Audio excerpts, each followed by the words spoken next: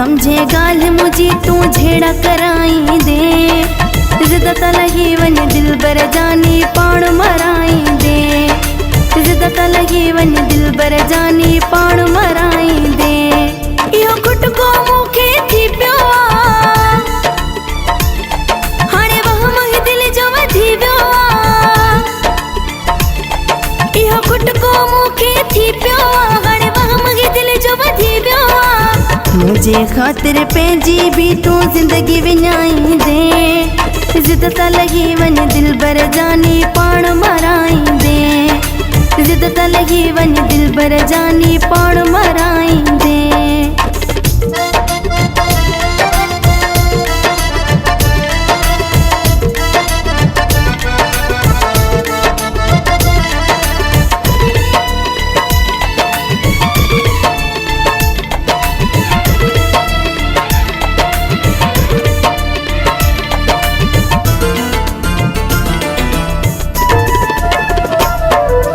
जहिड़ो तुंहिंजो रवैयो आ नुक़सान वॾो थींदो।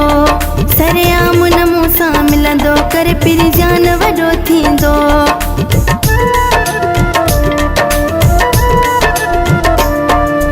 जहिड़ो तुंहिंजो रवैयो आ नुक़सान वॾो थींदो। सरेआम न मूंसां मिलंदो करे पिरजान वॾो थींदो। हर माण्हूअ जी नज़र में आयूं खून कराई दे। जिद त लगी वन दिल बर जानी पाण मराई दे। जिद त लगी वन दिल बर जानी पाण मराई दे।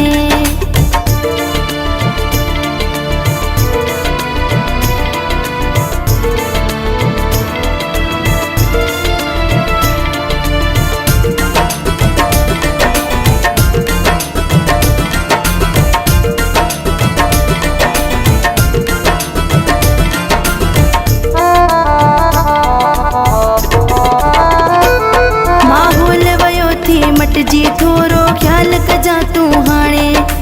तुझे मुझे पोयों लगा थी माण्हू रब थो जाने।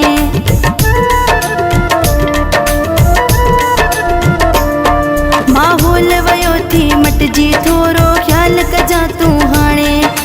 तुझे मुझे पोयों लगा थी माण्हू रब थो जाने।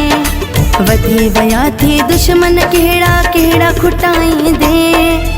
जिद त लगी वन दिल बर जानी पाण मराई दे। जिद त लगी वन दिल बर जानी पाण मराई दे।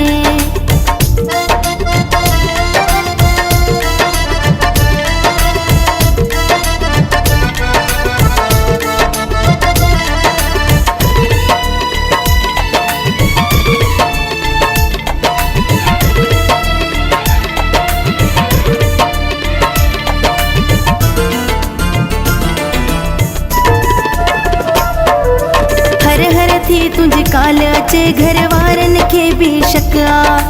मता किथे समझी न वञनि इहो परदेसी लाइक आ।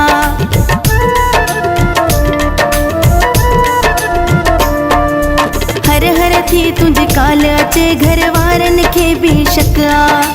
मता किथे समझी न वञनि इहो परदेसी लाइक आ।